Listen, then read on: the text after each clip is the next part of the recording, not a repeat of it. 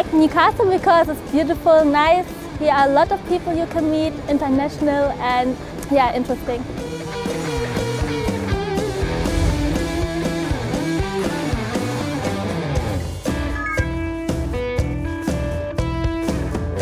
When I came, I feel good and I had a good welcome, so it's warm to live here.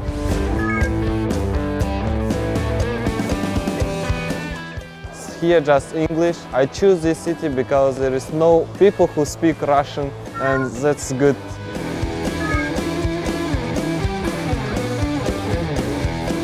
This city is very safety. I used to work alone almost midnight to back home, and I found that it's safer than in London.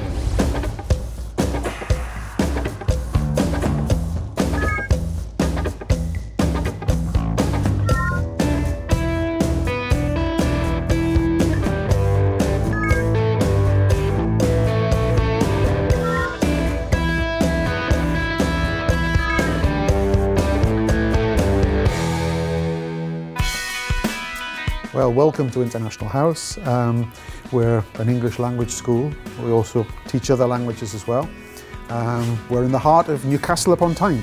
The school itself, for me, is a major project, and I've spent a lot of time trying to develop a school in Newcastle-upon-Tyne and grow the school to the size it is now.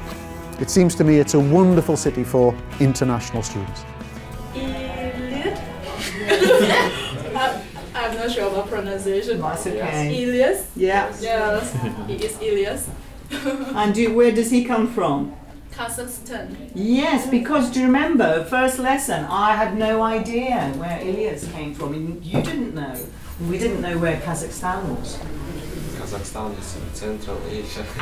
We have a real mix of nationalities. Quite a lot from Asia, quite a lot of Saudi students. In the summer we get an awful lot more European students. Some students are here short term, maybe 2 or 3 weeks, but then other students are here for maybe a year or so. And it's quite amazing how quickly the students adapt to life here and adapt to the other students in the class. Because we have a rolling programme, it means that every week we get new students coming to the school. So although I'm teaching the same class for 20 hours and I get to know them really well, there's always still a bit of a change of dynamics as new people come in and very, very quickly then kind of adapt into the classroom, and then obviously people leave.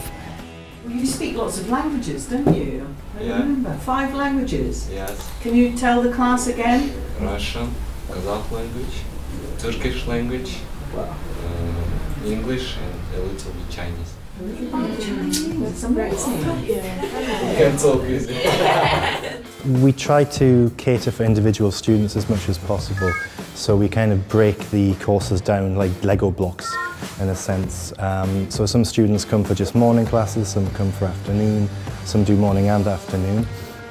They can do general English, academic English or business English, or prepare for Cambridge exams. Why do you want to study, Nancy? Why? Because I already gained working experience and I would like to be a top, get promoted to be a top organized management.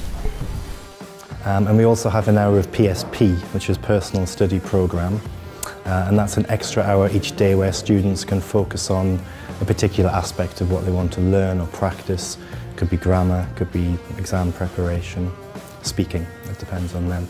Actually, my worst skill in English is speaking and listening.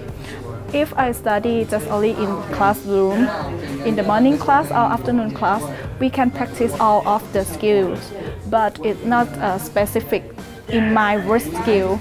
So it's different from PSP class that I can concentrate on listening all 1 hour, so it's quite useful. Who are you sitting next to? Thomas. Thomas, did you get the job in the restaurant? No, it's a joke. I'm looking for an internship for this summer. And, in the UK? Yeah. Does everybody know what an internship is? Yeah. You work for free. You work for free? No.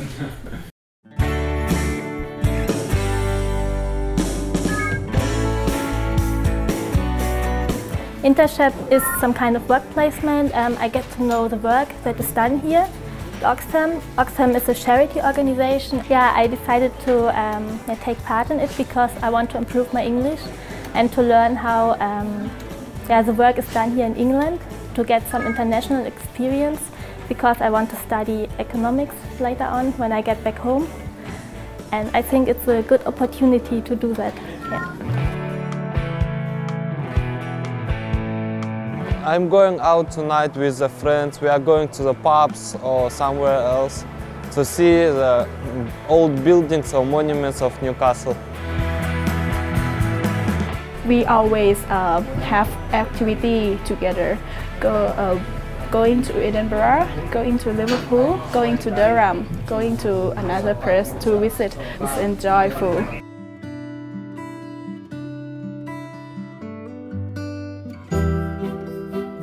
We were in the north of England, close to Scotland, and close to some wonderful places for students to go on excursions, to York, to Durham, to Edinburgh, and so on. But also it has a wonderful history, a wonderful cultural history here. It's the home of the English language in the north of England, and we can actually take our students to where the first letters of the English language were written. And so it's quite inspirational, and I've always felt moved by this cultural essence of the Newcastle area and Northumbria as a whole.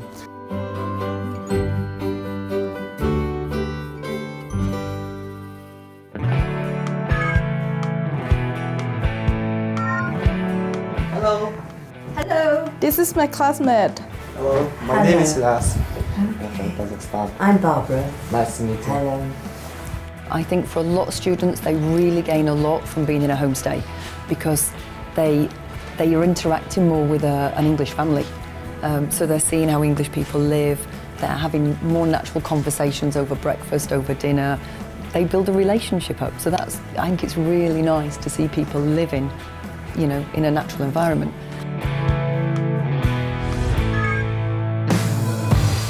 But some people want more independence.